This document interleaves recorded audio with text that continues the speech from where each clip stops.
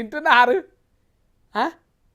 పొద్దుగాల షోరు ఉన్నట్టున్నది కమ్మగా ఆశన వస్తున్నది గరం చేసుకొని తింటుండ్రా అమ్మమ్మ ఎక్క చూసినట్టే తిట్టనే తిడుతుంది ముందుగాల ఆయితారం వార్తలలో వేడి లైన్స్ మస్తు ఎంకరేజ్ చేసిన సాఫీ ట్రక్క అయినా ఎవరన్నా విమర్శ చేస్తే బాధపడద్దు నీ తప్పులు చెప్పిందని సంబరపడాలి ఊరికి బయలుదేరిన సుజాత ఉన్నదే ఒక్క బస్సు నీతో ముచ్చట పెట్టి అది ఉన్నదో పోయిందో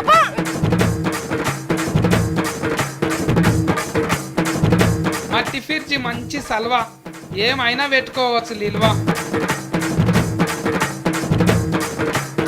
ఏం చేస్తున్నది అరుచుకుందామండి అక్క ఓ అక్క అబ్బా అబ్బా అబ్బా వినిపిస్తుంది ఆగు అంబటాల దాకా వన్నావు పన్న పక్క బట్టలు కూడా తీయలేవు ఎవరు తీస్తాడు అనుకున్నావురా మా అక్క ఉత్తుత్తగా జోకింగ్ చేస్తున్నది మీరేం అనుకోకుండ్రి నేను పొద్దుగాలంటే నా భూమి మొత్తం నువ్వు ఒక్కడివే తినిపోయినావు మంచిగా నీ కడుపు అయితే నింపుకున్నావు మరి ఇప్పుడు నేనేం తినాలా ఉపాసం ఉండాలా టీవీలో అందరు వింటుండ్రు ఇంటికి వచ్చినాక కొట్టు తిట్టు నేను వాడను ఏంటిది అబ్బో ఇజ్జత్ గల్ల పిల్లగాడు పెద్ద సోకులు పడుతున్నాడు ఈడ ఇటంకల రా బిడ్డ నీ కాళ్ళు ఇరగొడతా ఏమనుకుంటున్నావు గింత అంత బువ్వ తింటే గింట్లో కొంచెం పడుతున్నావు ఏంటిది అక్క నేను ఇంటికే రాను ఫో కేవీఆర్ పార్క్ కాడ ఫుట్పాత్ మీద వండుకుంటా ఫో పోరా ఎవరిని బెదిరిస్తున్నావు ఈడ నేను భయపడతా అనుకుంటున్నావా నువ్వు పోతే నాకే మంచిగా అంటిపెట్టుడు తప్పుతుంది నేను ఆటలకోలు బండు పెడతా నువ్వు ఇట్లనే తిడతావు అంటే ఇంటికి పోతా అప్పుడు చక్కగా అవుతావు నువ్వు ఏ పో అని చెప్పినా కదా ఎంత పెద్ద బెదిరిస్తున్నావేంటి ఈడ అయినా నువ్వు కాకపోతే ఈడ నాకు వార్తలు చెప్పేటోళ్ళు ఎవ్వరు లేరు అనుకుంటున్నావా మస్తు మంది ఉన్నారు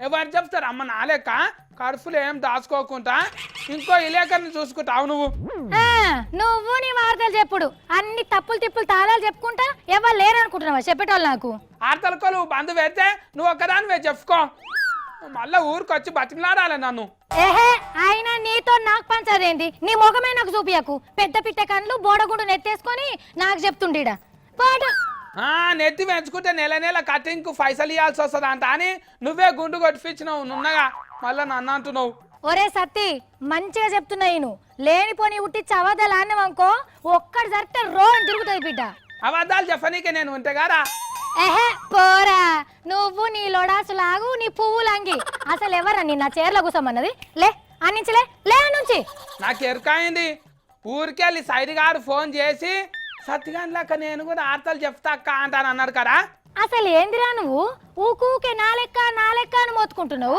నీ సందువన్లోడా నీ లెక్క ఎవరు చెప్పారనుకుంటున్నావా బోర్డనెత్తి లోడాసులు ఆగులు మంచిగా ఉన్నాయంట నువ్వే గుర్తిపించినావు మళ్ళీ నన్ను తిడుతున్నావమ్మా వింటున్నావా అంచాక ఎన్ని మాటలు అంటున్నారో ఎవరో ఎక్కించి నా మీరే చెప్పినట్టున్నారు చెప్పిన వాళ్ళ సంగతి చెప్తా నేను అలా పేరేంటిదో చెప్పు ఏమన్నా అనుకోరా బాబు అసలు నాకు నీ గొంతే వినబడద్దు ఇడికెంచి కదులు ఇడికెంచి కడుపులో ఇంకెవరి మీద కోపం పెట్టుకొని నన్ను తిడుతున్నారు ఈమె ఎందుకు అయ్యో సత్తి ఏడుస్తున్నావా ఊకో తమ్మి మా తమ్మి మంచోడు కదా ఇరువారు దాకా తిట్టి ఇప్పుడు తీయగా కమ్మగా మాట్లాడుతున్నావు అమ్మా ఇంచాలి బస్ స్టాండ్కి పోయి అనుకుంటా బస్సు ఎక్కుతాం అలా అయినా ఎవరన్నా విమర్శ చేస్తే బాధపడద్దు నీ తప్పులు చెప్పినని సంబరపడాలి చేసిన తప్పును మళ్ళా చేయొద్దు మంచిగా ఎదగాలి నేనేం తప్పులు చెప్పినాక పొల్లు పోకుండా మంచిగా ఆర్తలు చెప్తుంటే తిట్టుమంటా అని ఎవరు చెప్పిండ్రు నీకు అది కాదు తమ్మి అమితాబ్ బచ్చన్ సార్ ఏమన్నాడంటే విమర్శ చేస్తే ఇంకా పైకి వస్తారట వాళ్ళు చేసిన తప్పులు తెలుసుకొని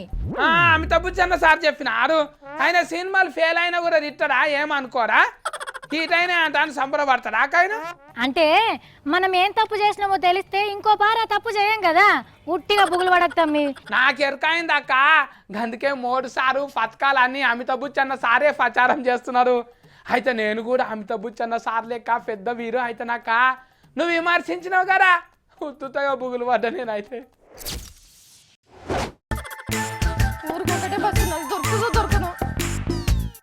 సుజాత యాడికో పోతున్నది సుజాత ఓ సుజాత నాకు ఇప్పుడు మాట్లాడే టైం లేదు తర్వాత రావాలనా నీకోసానికి ఈయనే బెంచ్ మీద ఒక కూరుకు తీస్తా వచ్చి నీళ్లు చల్లి లేపు నీ చిత్రం పాడుగాను అబ్బా చీమ లెక్క సడి సప్పుడు కాకుండా పోతున్నా అయినా నీకెవ్వరు చెప్పిలే సుజాత పోతుందని ఎప్పటికీ కీస్ పిట్టలా కొరుకుతా యాడికి పోతున్నావు నాకు చెప్పకుండా నీకు చెప్తే నాకు తాతలు ఏమని నీకు చెప్పలేదా సత్తన్న మా ఊరికి పోతున్నా సోమవారం యాళ్ళ పొద్దుగల్లా అత్త సరేనా బర్ర ఉరుకుతున్నావు ఊరికి ఊరు అవిసుకలేక గతగానం ఏం ఆఫత్ వచ్చింది నీకు? 2-3 రోజుల కాడ నుంచి మొగుల్ని చూస్తున్నావానే నల్లగా మబ్బు పడుతున్నది ఆనలు బాగా పడతాయంట. నాకు మొగులేడ కనిపిస్తుందా? రేకులుంటాయి మీరా, అయినా ఆనలు పడితే పడ్డాయి కానీ నువ్వెందుకు పోతున్నావు? అరే ఆనలు చిన్నగా పడుతున్నాయనే పట్నంలో పెద్ద పెద్ద బంగ్లాలే ఉయ్యాలు ఊగినట్టు ఊగుతున్నాయి, రోడ్లైతే కాలువలే వాడుతున్నాయి. మన పట్నంలా గట్టిగా పునాదేసి కడతారు కదరా, గందుకే గట్ల ఊగుతున్నాయా? అరే గిక్కనే గిట్లుంటే ఊళ్ళో నేను అసలే తాటాకులతో వేసిన గుడిసెనే పతంగి లేక పత్తా లేకుండా పోతుంది. గుడిసె గోలు కట్టిపించి చెత్తుపోసి బంగ్లా కట్టిపిస్తావు. అన్నా దూపైతుందని చెప్పి బాయి దవ్వుకొని నీళ్ళు తాగుతావానే ఏందో అంటుండు. మరి నువ్వు పోయి ఏం చేస్తావురా? నిన్న మొన్న డానలకే మా గుడిసె మొత్తం ఉరుస్తుందట్నే, ఇంటికా నుంచి నాయన ఫోన్ చేసిండు ఇన్ని పైసలు పట్టుకురమ్మన్నాడు. ఇప్పుడు నువ్వు పోతేనే గుడిసె కప్పుతారు, లేకుంటే కప్పరా? సఫ్ఫుడు కాకుంటే ఎంతకు మాలు నువ్వు ఇంటి మీద కప్పేందుకు సొప్పనో వరిగడ్డో కొంటాడట్నే, అందుకే జర్రిని పైసలు జమ చేసుకొని పోతున్నా. మీ నాయనకు అకౌంట్ పాస్బుక్ లేరా? బెంకులు వేసగారా నువ్వు పోతావు ఇంటికి? కానీ ఓ పారు ఊరికి పోతే ఇల్లు వాకిలు కూడా చూసినట్టు ఉంటది కదా, షానొద్దులు అయిపోక అందుకే పోతున్నా. మా ఇంటి కాడ కూడా పరిస్థితి ఎట్లున్నదో అరుచుకోవాలరా. ఆనలు ఇంకా బగ్గ పడతాయి అట్నే, మొన్న పడ్డానకు పట్నంలో సగం చెట్లు కూలేపోయినాయట. బాయి దోవక ముందే బకెట్ సేమతాడు కొన్నట్టున్నది నీ ఆరం చూస్తుంటే. అరే ముందు జాగ్రత్త ఉండాలి కదనే సత్యన్న, అయినా మా ఇంటి తన నా కోసం ఎదురు చూస్తాను కావచ్చు, నేను పోనా ఇక. ఏ అవ్వా, ఆనలు తక్కువ వచ్చినా కష్టమే ఉన్నది, ఎక్కువ వచ్చినా కష్టమే ఉన్నది. పట్నంలోనైతే ఆడాడ మురుగు నీళ్లు మంచి నీళ్లు మంచిగా గలుతాయి, అడ్డమైన రోగాలు వస్తాయి. అవును రో, ఆనకాలం వస్తే లేని ఫోన్ బీమార్లు వస్తాయి, చాలా ఫైలంగా ఉండాలి.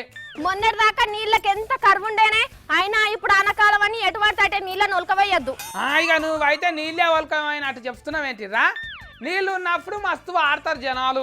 సరే ఉంటా మరి, ఇక నాకు బస్సు అవుతుంది, ఉన్నదే ఒక్క బస్సు, నీతో ముచ్చట పెట్టి అది ఉన్నదో పోయిందో మళ్ళీ ఒక్కటే బస్సు ఉండే ఊరికి 2-3 బస్సులు నేనే అయ్యారు. ఇగో ఈ ఏడు అంతా ఆనలు మస్తు పడతాయంట, మీరు జర ఫైలంగా ఉండుండ్రి.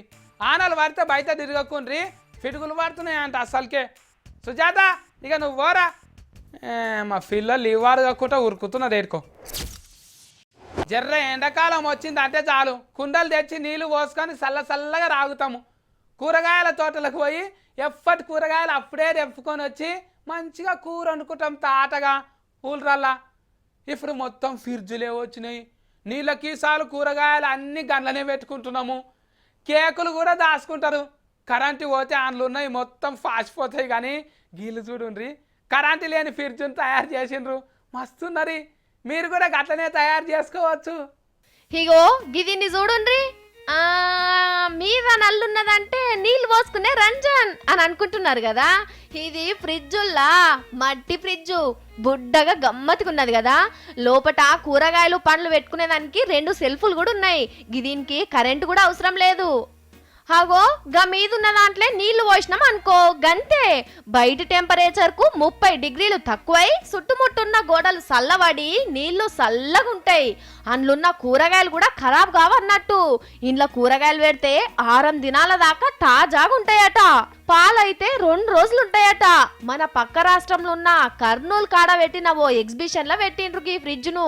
గిదే కాదు, మట్టితో చేసిన కుక్కరు, వాటర్ బాటిల్లు, చెంచాలు, ప్లేట్లు అన్ని పెట్టిండ్రు. ఇప్పుడు ఏం చూసినా అంత ప్లాస్టికేనాయే. వెనకట మంచిగా అన్నం కూడా మట్టి కుండలనే అండుకుందురు. ఎండల పోయి వచ్చి కుండల నీళ్లు తాగితే ఎంత కమ్మ ఉంటాయి కదా. గిట్లా మట్టితో తయారు చేసినవి వాడితే ఏ రోగాలు కూడా రావట, మళ్ళా ఖర్చు కూడా తక్కువ. మంచిగా తయారు చేసిండ్రు కదా.